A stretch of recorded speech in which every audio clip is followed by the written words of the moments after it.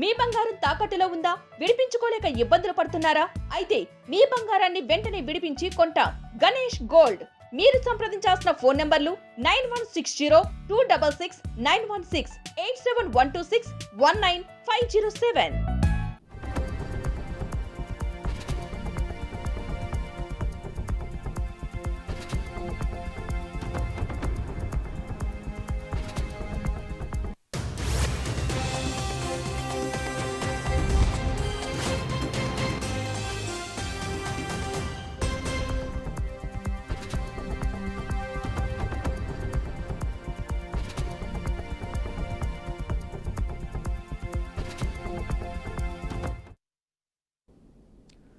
ఆంధ్రప్రదేశ్లో పోలీసు అధికారులను వేధిస్తున్నారని వైఎస్ఆర్సీపీ ఎంపీ మద్దిల గురుమూర్తి ప్రధాని నరేంద్ర మోడీకి లేఖ రాశారు. మోడీతో పాటుగా రాష్ట్రపతి ద్రౌపది ముర్ము, కేంద్ర హోంమంత్రి అమిత్ షా, భారత ప్రధాన న్యాయమూర్తి బిఆర్ గవాయ్, డీజీపీ హరీష్ కుమార్ గుప్తాలకు ఈ లేఖ రాశారు.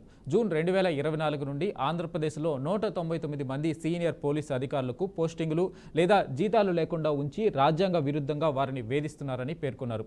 ఎటువంటి అధికారిక పోస్టింగులు, బాధ్యతలు లేదా వేతనం లేకుండా మంగళగిరిలోని డీజీపీ కార్యాలయానికి ఏకపక్షంగా అటాచ్ చేశారని తెలిపారు. అధికారులపై ప్రభుత్వం కక్షపూరితంగా వ్యవహరిస్తుందని ఆయన ఆరోపించారు.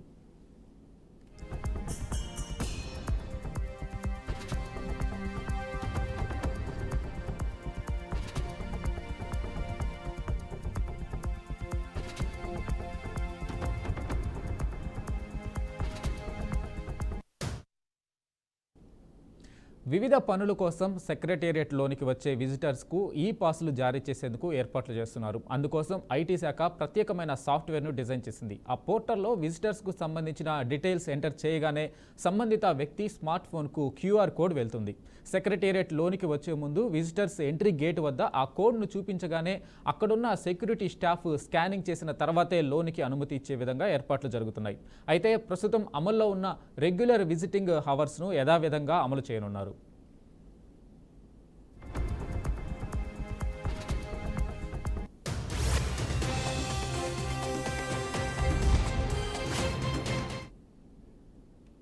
ఏపీ లిక్కర్ స్కామ్ కేసులో సిట్ అధికారులు మరో 8 మందిని నిందితులుగా చేర్చారు. ఈ విషయాన్ని ప్రాథమిక అభియోగ పత్రంలో సిట్ పేర్కొంది. కోర్టులో సిట్ ప్రిలిమినరీ ఛార్జ్షీట్ దాఖలు చేసింది. తాజాగా నిందితులుగా చేర్చిన వారిలో ఎక్కువ మంది లిక్కర్ ముడుపుల వసూళ్ల నెట్వర్క్లో పాత్రదారులని తెలిపింది. ప్రధాన నిందితుడు రాజ్ కసిరెడ్డి, మరో నిందితుడు ఈశ్వర్ కిరణ్ కుమార్ రెడ్డిల ప్రతినిధులుగా వీరు ఈ స్కామ్లో కీలకంగా పనిచేశారు. వీరిలో కొంతమంది ఇప్పటికే విదేశాలకు పారిపోయారు. వీరిలో పలువురు దుబాయ్లో, ఒకరిద్దరు అమెరికాలో ఉన్నట్లు సిట్ అధికారులు గుర్తించారు. ఈ స్కామ్లో వీరి పాత్ర, ప్రమేయం గురించి ఛార్జ్షీట్లో సిట్ ప్రస్తావించింది.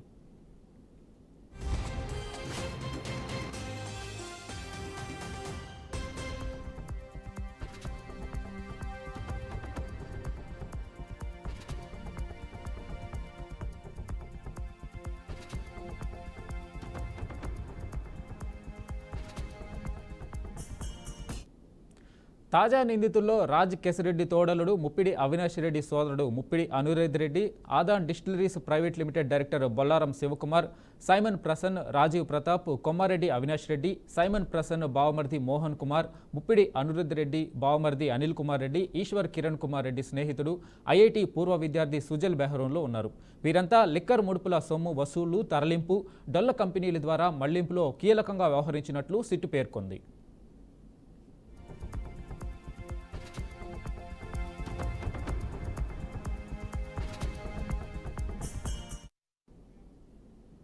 ఓ ప్రైవేటు ఆసుపత్రిలో చికిత్స పొందుతున్న ముద్రగడ పద్మనాభాన్ని ఆయన కూతురు క్రాంతి పరామర్శించారు. ఆసుపత్రి సిబ్బంది ఆమెను నేరుగా ముద్రగడ ఉన్న రూమ్కి తీసుకెళ్లడం పట్ల ఆయన కుమారుడు ముద్రగడ గిరి అసంతృప్తి వ్యక్తం చేశారు. తండ్రి ఆరోగ్య పరిస్థితిని దృష్టిలో ఉంచుకొని హాస్పిటల్ ప్రోటోకాల్ ప్రకారం వ్యవహరించాల్సిందని ఆయన అభిప్రాయపడ్డారు. అయితే ముద్రగడ ఆరోగ్యం ప్రస్తుతం పూర్తిగా నిలకడగా ఉందని, ఆయనపై వైద్యులు నిరంతరం పర్యవేక్షణ కొనసాగిస్తున్నారని గిరి స్పష్టం చేశారు. ఆయన ఆరోగ్యంపై ఎవరూ ఆందోళన చెందాల్సిన అవసరం లేదని ఆయన ప్రకటనలో తెలిపారు.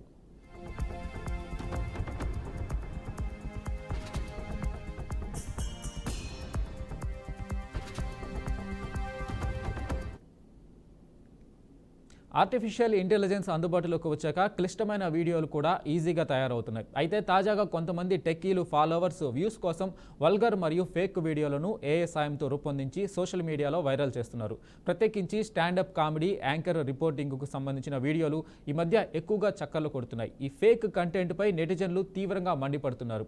ఈ పరిణామాలపై ఆర్టీసీ ఎండీ, ఐపీఎస్ అధికారి సజ్జనార్ ఏఐని బాధ్యతగా వాడాలని, ఫాలోవర్స్ కోసం దుర్వినియోగం చేయడం సరికాదని తెలిపారు.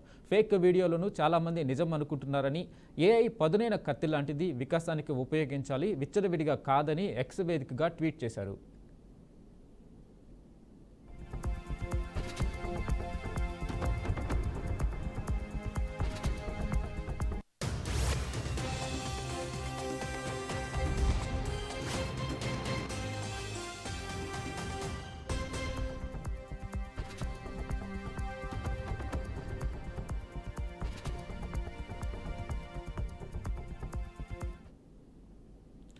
World test championship of లెజెండ్స్లో Bharat-Pak match అధికారికంగా రద్దయింది. పెహల్గాం ఉగ్రదాడి తర్వాత ఇరు దేశాల మధ్య నెలకొన్న ఉద్రిక్తతలు ఇంకా చల్లారక ముందే ఇరు జట్ల మధ్య మ్యాచ్ నిర్వహించడంపై విమర్శలు వెల్లువెత్తాయి. పహల్గాం ఉగ్రదాడి తర్వాత భారత్ను తీవ్రంగా విమర్శించిన షాహిద్ అఫ్రీది నేతృత్వంలోని జట్టుతో ఆడేది లేదని spinner Harbhajan Singh, opener Shikhar Dhawan, Suresh Raina, allrounder Yusuf Pathan వంటి వారు తెగేసి చెప్పడంతో మరో మార్గం లేని నిర్వాహకులు మ్యాచ్ను రద్దు చేస్తున్నట్లు ప్రకటించారు. అంతేకాకుండా క్షమాపణలు కూడా తెలిపారు.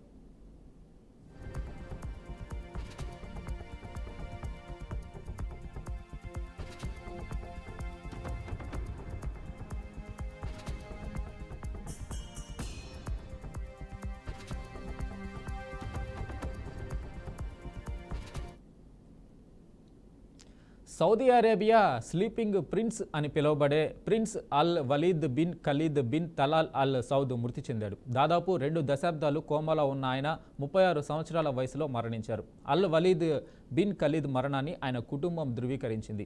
అల్లాహ్ ఆజ్ఞ, తీవ్ర విచారం, దుఃఖంతో నిండిన హృదయాలతో మేము మా ప్రియమైన కుమారుడు Prince Al Waleed bin Khalid bin Talal bin Abdul Aziz Al Saud ఈరోజు మరణించాడని తెలియజేస్తున్నాం.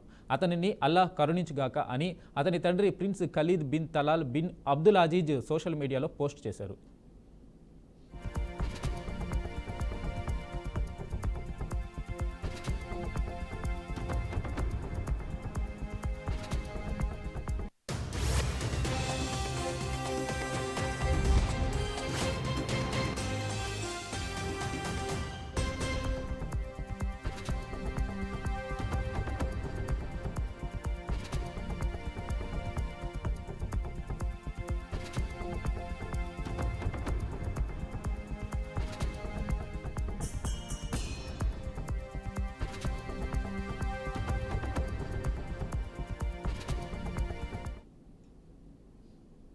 ఓరుగల్లు ప్రజల చిరకాల వాంఛ తీరబోతుందా అంటే అవుననే చెప్పాలి. దశాబ్దాల పోరాట ఫలితం రైల్వే కోచ్ ఫ్యాక్టరీ ఉమ్మడి వరంగల్ జిల్లా ప్రజల చిరకాల కోరిక.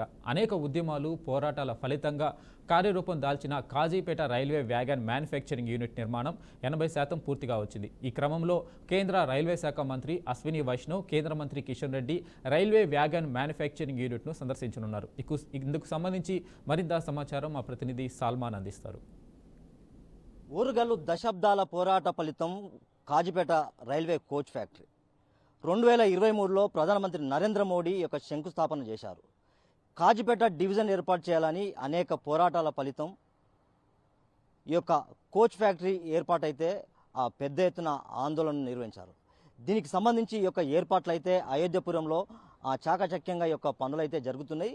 సుమారు 165 ఎకరాల్లో 700 కోట్లకు పైగా యొక్క పనులు అయితే ప్రారంభమవుతున్నాయి. దీనికి సంబంధించి ఇక్కడ ఒక్కొక్కటి మనం చూసుకున్నట్లయితే ఆ పెయింట్ షాప్ కానీ, లేకుంటే అదేవిధంగా టెస్ట్ షాప్ కానీ, లేకుంటే ఆ మొత్తానికైతే ఈ యొక్క రైళ్ల వ్యాగన్ ఫ్యాక్టరీకి సంబంధించి పూర్తిగా కొన్ని పరికరాలు అయితే, కొన్ని యూనిట్లు అయితే ఇక్కడ ప్రారంభమైతే కానున్నాయి. ఇక్కడ తయారీ అంటే ఆ తయారీ ఏర్పాట్లు అయితే ఇక్కడైతే మొత్తానికైతే ఏర్పాట్లు అయితే నిమగ్నమయ్యారు. పూర్తిగా చాకచక్యంగా ఈ యొక్క పనులైతే సుమారు చేస్తున్నారు. అంటే సుమారు 2023లో ప్రధానమంత్రి నరేంద్ర మోడీ శంకుస్థాపన చేసిన తర్వాత ఇక్కడ పూర్తిగా 80% అయితే పనులు పూర్తయినట్లయితే నిన్న సికింద్రాబాద్ డివిజన్కి సంబంధించి ఆ యొక్క జిఎం అయితే చెప్పారు. మనం ఇక్కడ చూసుకున్నట్లయితే కొద్ది క్షణాల్లో మాత్రం కేంద్ర మంత్రి రైల్వే శాఖ మంత్రి అదేవిధంగా కిషన్ రెడ్డి ఈ యొక్క ఇద్దరు మంత్రులైతే రానున్నారు. స్థానిక ఎమ్మెల్యేలు ఎంపీలుగా రైల్వే అధికారులు అయితే రానున్నారు. దీనికి సంబంధించి మనం చూసుకున్నట్లయితే పూర్తిగా మొత్తానికే ఈ యొక్క పనులైతే ప్రారంభమైనాయి.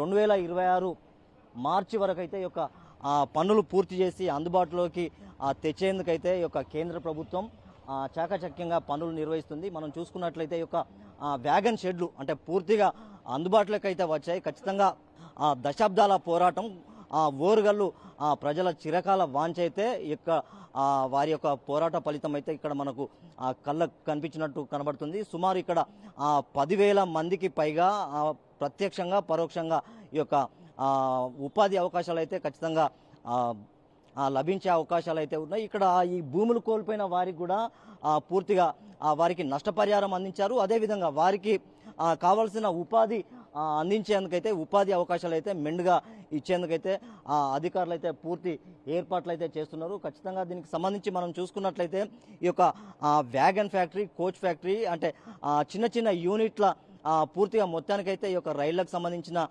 యూనిట్స్ అయితే పూర్తిగా తయారయ్యే అవకాశాలు అయితే మనకు కనబడుతున్నాయి. ఖచ్చితంగా కేంద్ర ప్రభుత్వం, బీజేపీ ప్రభుత్వం దీనికి సంబంధించి ఇక్కడ బీజేపీ నాయకులు కానీ లేకుంటే బీఆర్ఎస్, కాంగ్రెస్ పార్టీ అంటే గతంలో 3 పార్టీలు అయితే ఉద్యమాలు చేశాయి. అంటే కేంద్రంలో ఏ ప్రభుత్వం ఉన్నా ఇక్కడ ఓరుగల్లు చిరకాల వాంఛ దశాబ్దాల పోరాట ఫలితం అని అయితే ఖచ్చితంగా చెప్తున్నారు.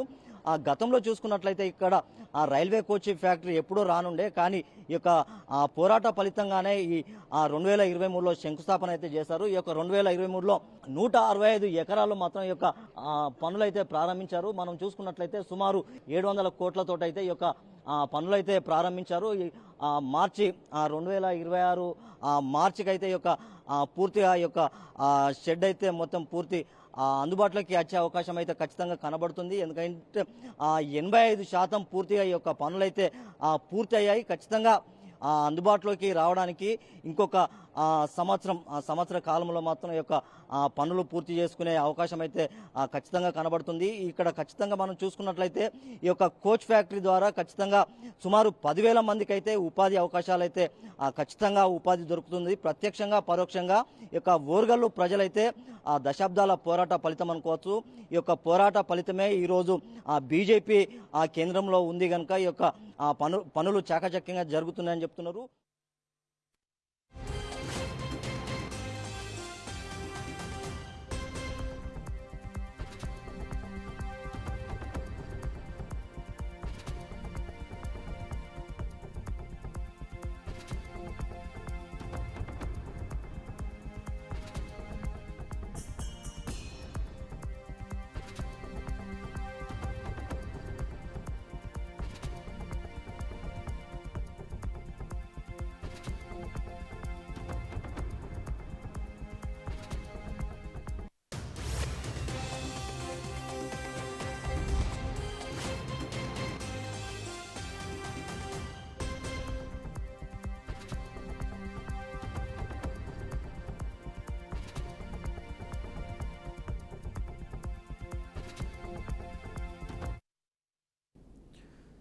జగిత్యాల జిల్లా కేంద్రంలో ఓ ఉద్యోగి సెల్ఫీ వీడియో సంచలనంగా మారింది. జగిత్యాల డీసీపీఓ హరీష్ వేధింపులు తట్టుకోలేకపోతున్నానంటూ బాధితురాలు వీడియోలో వాపోయింది. తనకు భర్త లేడు అని ఇష్టం వచ్చినట్టు మాట్లాడుతూ మానసికంగా వ్యక్తిగత కారణాలతో సూటిపోటి మాటలు అంటూ వేధిస్తున్నాడని ఆవేదన వ్యక్తం చేసింది. గత కొన్ని రోజులుగా అధికారుల చుట్టూ తిరుగుతూ డీసీపీఓ హరీష్ పై ఫిర్యాదు చేసినా పట్టించుకోవడం లేదంటూ బాలల సంరక్షణ శాఖ విభాగంలో అవుట్ రీచ్ వర్కర్ శ్రీవాణి తెలిపింది. మంత్రి అడ్లూరి లక్ష్మణ్కు ఫిర్యాదు చేసినప్పటికీ అతనిపై ఎలాంటి చర్యలు తీసుకోలేదని మండిపడింది. ఒక మహిళ ఉద్యోగి భర్త కోల్పోయిన నన్ను ఇలా వేధించడం ఏంటని ప్రశ్నించింది. ఎవరికి చెప్పినా ఫలితం లేకపోవడంతో సెల్ఫీ వీడియో ద్వారా చెబుతున్నానని బాధిత మహిళ ఆవేదన వ్యక్తం చేసింది. 26వ డేటు 3వ నెల 2025లో ఈ విషయంపై కూడా సార్ ఇతనితో హరాస్మెంట్ ఎక్కువ అవుతుంది, ఇబ్బంది ఎక్కువ అవుతుందని కూడా సార్ నేను కలెక్టర్ సార్ కూడా లెటర్ ఇచ్చిన సార్. మళ్ళీ సార్ వడ్లూరు లక్ష్మణ్ కుమార్ సార్కి కూడా నేను ధర్మపురి వెళ్ళి ఇవ్వడం జరిగింది సార్. వాళ్ళు నాకు ఏ విధంగానైనా కూడా న్యాయం చేయలేరు సార్. మా డీడబ్ల్యూ నరేష్ సార్ కూడా సార్ తనకు మేము చెప్పుదామని పోయేవరకే సార్ మా మీద మొత్తం నెగిటివ్ చెప్పేసి సార్ మేము చెప్పేలోపే మమ్మల్ని ఇట్లా మా మిన్నే 10 ఎక్కించి చెప్పడం, మమ్మల్ని ఇబ్బంది పెట్టి సార్ ఆ సార్ మంచి వ్యక్తి సార్. ఆ సార్ వల్ల మాకు ఏ ఇబ్బంది లేదు సార్. మాకు వచ్చేసి ఈ డీసీపీఓ సార్ వల్లనే సార్ మొన్న ఆ ఉమెన్ కమిషన్ నుంచి మేము వేయకున్నా కూడా సార్ మా 4 ఫీమేల్ స్టాఫ్ని కూర్చుండబెట్టి సార్ నేను మిమ్మల్ని నా జాబ్ పోతే మీ 4 మిమ్మల్ని నేను ఉంచా మీ ఎవరైతే వేసిరో వాళ్ళ సంగతి చూస్తా, వాళ్ళని ఏం చేయాలి నాకు చూస్తా అని చెప్పేసి సార్ బెదిరిస్తున్నాడు సార్. మొన్న 14th రోజు లెటర్ వచ్చినప్పటి నుంచి సార్ ఆ రోజు మమ్మల్ని బాగా చాలా బెదిరియడం జరిగింది సార్. ఆ విషయమై సార్ దాని విషయంలో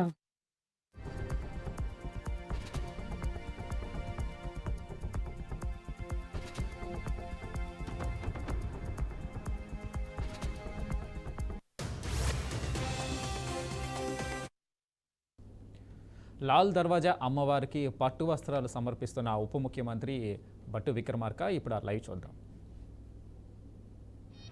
గాలి పోతుంది, ఒక నిమిషం. వారికి దేవాలయ కమిటీ తరపున సాదరంగా వేదికను కూడా ఉన్నాం. అందరు క్లియర్ చేయగలుగుతారు, చేయాలని మనవి చేస్తా ఉన్నాము. ఎందుకంటే మన రాష్ట్ర ఉప ముఖ్యమంత్రి గారు బట్టి విక్రమార్క గారు, పొన్నం ప్రభాకర్ గారు, అనిల్ కుమార్ యాదవ్ గారు, మన కలెక్టర్ గారు వీరంతా ఇప్పుడు వేదికపైకి రానున్నారు. కాబట్టి దయచేసి వారు ఆ వేదికను క్లియర్ చేయాల్సిందిగా కోరుతా ఉన్నాము. వేదికపై ఉన్నటువంటి బీసీ కమిషన్ మాజీ చైర్మన్ వకుల భరం గారికి, అలాగే అన్న బండ ప్రకాష్ గారికి ప్రత్యేక ధన్యవాదాలు తెలియజేస్తూ ఉన్నాము. ఢిల్లీలో మేము బోనాలు నిర్వహించుకోవడానికి వీరి సహకారం ఎంతో ఉంది. వారికి ఎల్లప్పుడూ ధన్యవాదాలు తెలియజేస్తూ ఉన్నాం.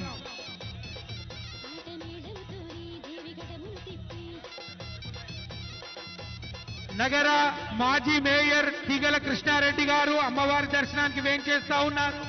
వారి వెహికల్ నంబర్ 49 లాల్ దర్వాజా మోడ్ దగ్గర నుండి ఉన్నటువంటి పోలీస్. ఇవి bulletin updates. Keep watching BRK news.